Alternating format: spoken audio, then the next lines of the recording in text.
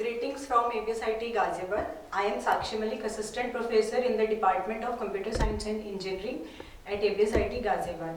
Today in this video lecture, I am going to discuss some important topics, important and introductory as well, from software engineering. Software engineering is a subject which is being taught in the 6th semester of BTech, Computer Science and Engineering and allied branches. It is also a very important subject regarding placement perspective. So now let's move on to the introduction about software engineering and software.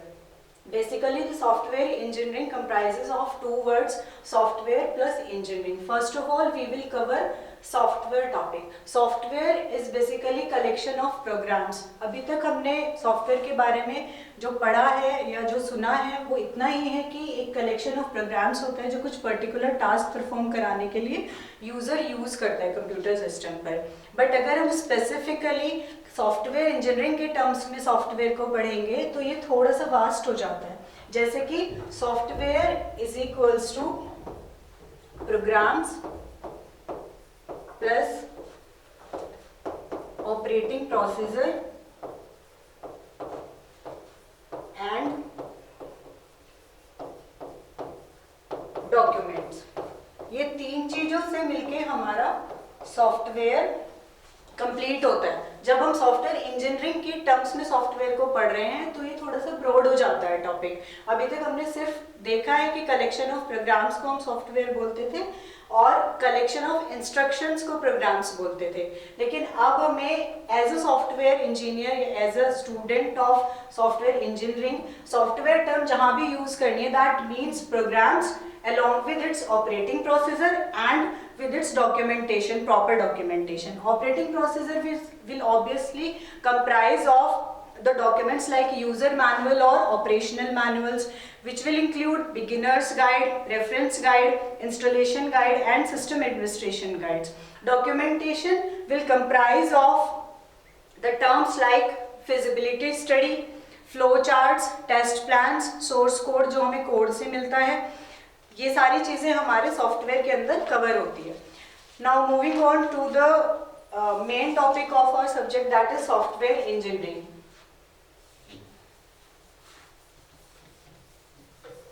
Software engineering is basically the art and science of development of softwares. अभी जो हमने software की definition पढ़ी है, ये software को बनाने की जो भी साइंस है और जो भी आर्ट ऑब्वियसली उसमें यूज होती है क्योंकि ह्यूमन रिसोर्स भी इंगेज है, तो उस साइंस एंड आर्ट के कॉम्बिनेशन को हम बोलते हैं सॉफ्टवेयर इंजीनियरिंग. तो हम इसको अगर समराइज करें then we can say that software engineering is the science and art of building significant softwares that are delivered on time within budget. हमें टाइमली अपना सॉफ्टवेयर मिल जाना चाहिए, स्पेसिफिक कॉस्ट के साथ मिल जाना चाहिए and correct operation which is defined by and user. तो basically software engineering हमारी वो साइंस है जो सॉफ्टवेयर के डेवलपमेंट के साथ डील करती है और हमारे जो सॉफ्टवेयर मिले सॉफ्टवेयर इंजीनियरिंग से वो must be delivered on time, मतलब टाइमली हमें मिल जाए, विद इन बजट. जो कॉस्ट हमारे यूजर ने डिफाइन की है उस कॉस्ट के अकॉर्डिंग हमारा सॉफ्टवेयर होना चाहिए और correct operation as per the need of the customer और एंड यूजर. उसके अकॉर्डिंग हमें सॉफ्टवेयर इंजीनियरिंग से सॉफ्टवेयर बनाना है. यही हमारा मेन पर्सपेक्टिव है. इसको अगर हम एक डायग्राम की हेल्प से देखें तो it must look like this. एक डायग्राम देखते हैं छोटा सा, उसमें पूरा हमारा सॉफ्टवेयर इंजीनियरिंग का कंसेप्ट एक्सप्लेन हो जाएगा. It is a very easy diagram to remember and to understand as well. सबसे पहले कंप्यूटर साइंस के कुछ फैक्ट्स हम लेते हैं. यहाँ से कस्टमर एंगेज होगा ऑब्वियसली हमारी सॉफ्टवेयर इंजीनियरिंग में. कस्टमर से आती है हमारे पास problem. Customer will give us a problem जो हमें सॉल्व करानी है सॉफ्टवेयर इंजीनियरिंग से. सीएस से हमारे पास आती है थ्योरीज. कंप्यूटर साइंस से हम थ्योरीज उठाएंगे. कस्टमर ने हमें दी एक प्रॉब्लम सॉल्व करने के लिए. इन सब चीजों को जब हम इंकलकेट कराएंगे सॉफ्टवेयर इंजीनियरिंग में तो हमें लास्ट में क्या मिलेगा? Tools and techniques. tools and techniques to solve that particular problem. तो ये एक समराइजेशन फॉर्म है हमारी सॉफ्टवेयर इंजीनियरिंग का. सॉफ्टवेयर इंजीनियरिंग में कस्टमर इन्वॉल्व होता है. कस्टमर का रोल है प्रॉब्लम स्टेटमेंट प्रोवाइड कराना, जिसके लिए हमें सॉफ्टवेयर डेवलप करना है. सेकेंड जो टर्म हमारे इंक्लूड है कंप्यूटर साइंस. कंप्यूटर साइंस हमारा वो फील्ड है जिसकी थ्योरीज के अकॉर्डिंग सॉफ्टवेयर इंजीनियरिंग डील करता है. कस्टमर से हमने पिकअप की है प्रॉब्लम, कंप्यूटर साइंस से पिकअप की है हमने थ्योरीज. दोनों को इंकलकेट करके हमें टूल्स एंड टेक्निक्स मिल जाती है ये पर्टिकुलर प्रॉब्लम को सॉल्व करने के लिए. That is the basis of software engineering. कि करता क्या है हमारा सॉफ्टवेयर इंजीनियरिंग. इससे अलग अगर हम बात करें तो है हमारे पास गोल्स ऑफ सॉफ्टवेयर इंजीनियरिंग.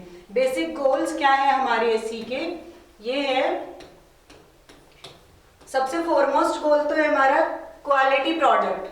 हमारा जो सॉफ्टवेयर हमें मिलेगा डेवलप होने के बाद that must be of good quality. अच्छी क्वालिटी का हमें प्रोडक्ट मिलना चाहिए. सबसे फॉरमोस्ट गोल यही है हमारा सॉफ्टवेयर इंजीनियरिंग का. Next one is easily understandable.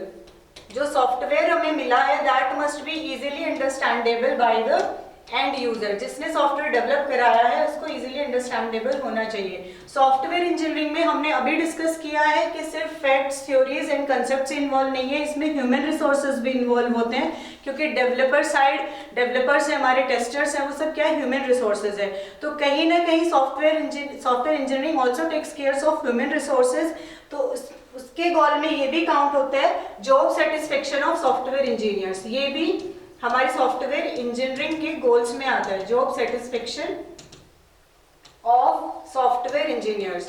तो बेसिकली ये तीन हमारे मेजर गोल्स होते हैं सॉफ्टवेयर इंजीनियरिंग के. तो ये आपको याद रखने हैं जब भी आप सॉफ्टवेयर इंजीनियरिंग के बारे में कहीं भी एक्सप्लेन करेंगे तो आपको सॉफ्टवेयर इंजीनियरिंग की theory along with this diagram and the goals of software engineering ये पूरा को कवर करना है. Now moving on to the next one, that is software characteristics.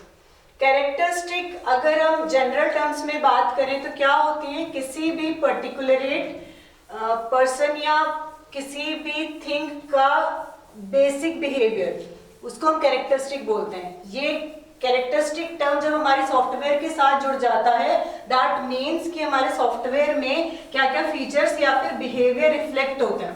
That is about the characteristics of software. अब software की characteristics अगर हम देखें, these are quite interesting. Characteristics में क्या क्या होती है, सॉफ्टवेयर कैरेक्टरिस्टिक्स अगर हम देखें तो बहुत ही इंटरेस्टिंग सी हमारे पास 4-5 फैक्ट्स निकल कर आते हैं. That will be very easy to understand and remember as well. सबसे पहले does not wear out. Software doesn't wear out. doesn't wear out का मतलब क्या है, जैसे अगर हम अपना कन्वेंशनल इंजीनियरिंग की बात करते हैं और कन्वेंशनल इंजीनियरिंग के जो हमारे प्रोडक्ट्स हैं, सबसे बेसिक प्रोडक्ट लेकर चलते हैं जैसे मोटर्स. मैकेनिकल इंजीनियरिंग कंसिडर करके हम चल रहे हैं. कन्वेंशनल इंजीनियरिंग की जब हम बात कर रहे हैं तो we are talking about the mechanical engineering और उनका प्रोडक्ट जैसे मोटर्स हैं या कार है. जब हम मैकेनिकल प्रोडक्ट्स की बात करते हैं तो वो टाइम के साथ या फिर एटमॉस्फेयर के इफेक्ट से वियर आउट हो जाते हैं. दैट मीन्स उन्हें इफेक्ट करता है, टाइम भी इफेक्ट करता है, एटमॉस्फेयर और जिस एनवायरनमेंट में उनका रखा जा रहा है उसको वो भी इफेक्ट करते हैं. लेकिन सॉफ्टवेयर में ये चीजें नहीं है. सॉफ्टवेयर किसी भी टाइम, स्पेसिफिक टाइम, एनवायरनमेंट के अकॉर्डिंग वियर आउट नहीं होता है, लाइक ऑब्सोलेट नहीं हो जाता है. टाइम एंड एनवायरनमेंट इसको एज सच इफेक्ट नहीं करता है. सबसे बड़ा कैरेक्टरिस्टिक है हमारे सॉफ्टवेयर का. Next one is software is not manufactured. Software को हम मैन्युफैक्चर नहीं करते. It not a manufacturing unit but it is developed. इसका क्या मतलब है, क्योंकि ये हमारा एक लॉजिक है, या तो ये डेवलप किया जाता है या तो इंजीनियर्ड किया जाता है. It is not a physical entity and neither an artefact. अगर हम कन्वेंशनल इंजीनियरिंग के प्रोडक्ट्स देखें हैं तो हमारे पास इनहैंड एक प्रोडक्ट मिलता है हमें. अगेन वही हम अपना मैकेनिकल इंजीनियरिंग का एग्जांपल लेकर चलेंगे और मैकेनिकल इंजीनियरिंग का प्रोडक्ट वही कार और मोटर्स. तो हमारे पास कन्वेंशनल इंजीनियरिंग के जो प्रोडक्ट्स आते हैं वो रियल में एग्जिस्ट करते हैं, जबकि सॉफ्टवेयर इंजीनियरिंग के जो प्रोडक्ट्स हैं वो it is not a real artefact, वो एक लॉजिक है. तो लॉजिक को आप मैन्युफैक्चर नहीं कर सकते हो, उसको या तो डेवलप किया जाता है या तो इंजीनियर किया जाता है. Next one is reusability of components. Software के हमारे जितने भी कंपोनेंट्स होते हैं, बेसिकली हमारे सॉफ्टवेयर के कंपोनेंट्स होते हैं मॉड्यूल्स। हम अलग अलग मॉड्यूल्स के अकॉर्डिंग अपना सॉफ्टवेयर बनाते हैं। तो सारे मॉड्यूल्स हम ऐसे डिफाइन करते हैं कि वो दूसरे किसी प्रोडक्ट में हम यूज कर सकें। मतलब जैसे अगर हमें अटेंडेंस मॉनिटरिंग का एक सपोज हमें एक एजुकेशनल इंस्टीट्यूशन के लिए कोई सॉफ्टवेयर बनाना है जो फैकल्टी एंड स्टूडेंट स्पेसिफिक होता है, तो उसमें हम बेसिक में अटेंडेंस असेसमेंट और अटेंडेंस एंड असेसमेंट कंसिडर करके चल रहे हैं। तो हमने क्या किया, एक मॉड्यूल डिवाइड कर दिया अटेंडेंस वाला और एक मॉड्यूल डिवाइड कर दिया असेसमेंट वाला। तो अटेंडेंस वाला जो मॉड्यूल है उसको हम असेसमेंट में भी रीयूज कर सकते हैं। तो हम इस तरीके से मॉड्यूल्स अपने डिफाइन करते हैं कि वो आगे भी फर्दर हम बाकी मॉड्यूल्स में या तो सेम प्रोडक्ट में या किसी नेक्स्ट प्रोडक्ट में रीयूज कर सके। तो ये भी बहुत मेजर कैरेक्टरिस्टिक है हमारे सॉफ्टवेयर का। Next one is software is a logical entity. ये एक लॉजिकल एंटिटी है and not a physical element. ये बहुत ऑब्वियस सी प्रॉपर्टी है और बहुत इंपॉर्टेंट भी है, क्योंकि अगर ये प्रॉपर्टी क्लियर नहीं होगी सॉफ्टवेयर के बारे में तो बाकी सारी चीजें फिर क्लियर होना थोड़ा सा मुश्किल हो जाएगा। तो अगर हम देखें तो हमारे पास 4 बेसिक कैरेक्टरिस्टिक्स आते हैं। Does not wearing out, software is not manufactured, reusability of its components and it is a logical entity and not a physical one. Okay, now let's move on to the next topic, that is software crisis. Crisis word की अगर हम बात करें general terms में तो क्या होता है, it is a negative term. Crisis is like कमी पड़ जाना किसी चीज की। यही हम जब सॉफ्टवेयर के साथ यूज करते हैं तो वही इसके नाम से ही आइडेंटिफाई हो रहा है कि कहीं ना कहीं सॉफ्टवेयर की डेवलपमेंट में कोई कमी आ जाती है, और यही इसका मतलब होता भी है। Software crisis is about not getting the product which is desired. Crisis जो वर्ड है ये एक नेगेटिव टर्म है। जब सॉफ्टवेयर के साथ हम इसको यूज करते हैं तो इसका ऑब्वियस सा मतलब है कि सॉफ्टवेयर हमारा as per the need of the customer नहीं मिला है, तो टाइमली नहीं मिला है, या तो एज पर द बजट नहीं मिला है। मतलब जो हमने गोल्स डिफाइन किए थे अपने सॉफ्टवेयर इंजीनियरिंग के वो कहीं ना कहीं फुलफिल नहीं हो पा रहे हैं। उस कंडीशन को हम बोलते हैं सॉफ्टवेयर क्राइसिस। और या फिर हम समराइज कर सकते हैं inability to develop the software on time within budget और as per the need of the customer. इनमें से अगर कोई भी कंडीशन है तब हम बोलते हैं कि हमारे पास क्राइसिस की सिचुएशन है सॉफ्टवेयर इंडस्ट्री में। अब इसके रीजंस क्या क्या हो सकते हैं हम ये देखेंगे। रीजंस फॉर सॉफ्टवेयर क्राइसिस क्या होता है, सबसे जो मेन रीजन होता है वो है लैक ऑफ कम्युनिकेशन। अगर यूजर और डेवलपर में प्रॉपर कम्युनिकेशन नहीं हुआ है, यूजर को क्या ट्रेड्स चाहिए हमारे सॉफ्टवेयर में, अगर ये क्लियर नहीं है डेवलपर को तो डेवलपर कभी भी अच्छा सॉफ्टवेयर नहीं बना पाएगा। दैट मीन्स क्राइसिस की सिचुएशन आएगी ही आएगी। नेक्स्ट जो कंडीशन आ जाती है, अगर इन बिटवीन डेवलपमेंट के टाइम पर इंक्रीज इन साइज सॉफ्टवेयर का जो साइज हमने एस्टिमेट किया था वो अगर बढ़ जाता है किसी भी रीजन से, चाहे यूजर हमें एक्स्ट्रा डिमांड कर दे या हमारी टीम चेंज हो गई है, तो कुछ भी रीजन इसका हो सकता है। अगर साइज बढ़ जाता है तो भी क्राइसिस की सिचुएशन आ सकती है। Next is increase in the complexity. Complexity बढ़ जाए हमारे प्रॉब्लम एरिया में तो उसकी वजह से भी हमारे पास जो है क्राइसिस की सिचुएशन आ सकती है। Increase in the complexity of problem area. अगर हमने जो प्रॉब्लम एरिया स्टार्टिंग में डिफाइन किया था, प्रॉब्लम एरिया इज कि क्या प्रॉब्लम सॉल्व करने के लिए हमने सॉफ्टवेयर बना रहे हैं, अगर उस प्रॉब्लम एरिया में कुछ भी और कॉम्प्लेक्स चीजें जुड़ जाती है तो उसकी वजह से हमारा क्राइसिस आ सकता है। इट इज नॉट 100% कि क्राइसिस आएगा ही आएगा। अगर इनमें से कोई भी सिचुएशन हम फेस करते हैं तो क्राइसिस आ सकता है, मे बी पॉसिबिलिटी कि आ जाए, 100% नहीं है कि आएगा ही आएगा। टैकल कर लेते हैं, डील कर लेती है टीम उसके साथ बैकएंड पे। Next is high optimistic estimates.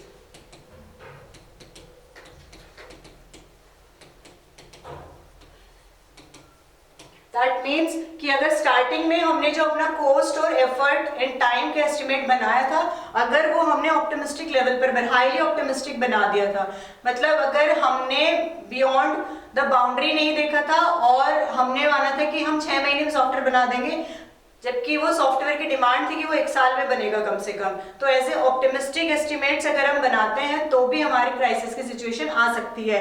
Basically estimates optimistic level पर तब बनते हैं जब उसमें उनकी टीम जो डिसाइड करती है उसमें एक्सपर्ट्स का पैनल नहीं होता है, लैक ऑफ नॉलेज होती है एक्सपर्ट्स में, तब ये हमारी ऑप्टिमिस्टिक अप्रोच आ जाती है। नेक्स्ट इज, ये तो बात होगी हमारी कि रीजंस क्या क्या होते हैं हमारे क्राइसिस के। अब बात करते हैं कि रिजल्ट क्या क्या हो सकते हैं हमारे क्राइसिस के। ये तो हमने देखा कि अगर ऐसा कुछ है तो क्राइसिस आ जाएगा। अब अगर क्राइसिस आ गया है तो क्यों हम क्राइसिस को नेगेटिव टर्म बोलते हैं, क्योंकि उसका रीजन है। क्या क्या रीजन है, क्या ऐसा होता है कि क्राइसिस आने के बाद हम सोचते हैं कि नहीं क्राइसिस नहीं आना चाहिए, मतलब रिजल्ट क्या क्या है वो एक बार देख लेते हैं। सबसे पहले तो पुअर क्वालिटी खराब हो जाती है हमारे सॉफ्टवेयर की, जो हमारा फॉरमोस्ट बिल्कुल गोल था वही नहीं फुलफिल हो पाता है। Next one is late delivery, हम बना पा रहे हैं लेकिन टाइम से नहीं डिलीवर कर पा रहे हैं, तो ये क्राइसिस का सबसे बेकार वाला हमारे लिए रिजल्ट है। नेक्स्ट इज बजट एक्सीड, अगर बजट एक्सीड कर जाता है, जिस बजट में हमें डिफाइन करना था वो बजट, स्पेसिफिक बजट से हम नहीं अपना सॉफ्टवेयर डिलीवर कर पा रहे हैं, that is also a unrealistic software, जिसका रियलिस्टिक कोई अप्रोच ही नहीं है, मतलब रियली जिसको हम as per the need of the customer अगर नहीं यूज कर पा रहे हैं, दैट मीन्स कि हमारी सॉफ्टवेयर की क्राइसिस ने अपना इफेक्ट दिया है और that is not acceptable at all. Requirement is not met successfully, ये भी हमारा एक रिजल्ट है जो हमें क्राइसिस से मिलता है। ये सारे रिजल्ट्स हमें क्राइसिस से मिलते हैं। अगर सॉफ्टवेयर क्राइसिस की सिचुएशन है तो हमें या तो पुअर क्वालिटी का प्रोडक्ट मिलेगा, या तो लेट डिलीवर्ड प्रोडक्ट मिलेगा, नहीं तो बजट एक्सीड हो जाएगा हमारा, अनरियलिस्टिक कोई प्रोडक्ट मिल जाएगा, रिक्वायरमेंट या तो हमारी सक्सेसफुली नहीं मैट हो पाएगी। तो ये सारे रिजल्ट्स हमारे नेगेटिव हैं। हम नहीं चाहते कभी भी अपने सॉफ्टवेयर डेवलपमेंट में या फिर किसी भी अदर कन्वेंशनल इंजीनियरिंग के डेवलपमेंट में भी कि हमें ये रिजल्ट मिले। Now wrapping up the topic, we will continue the next topics in the next videos. Thank you.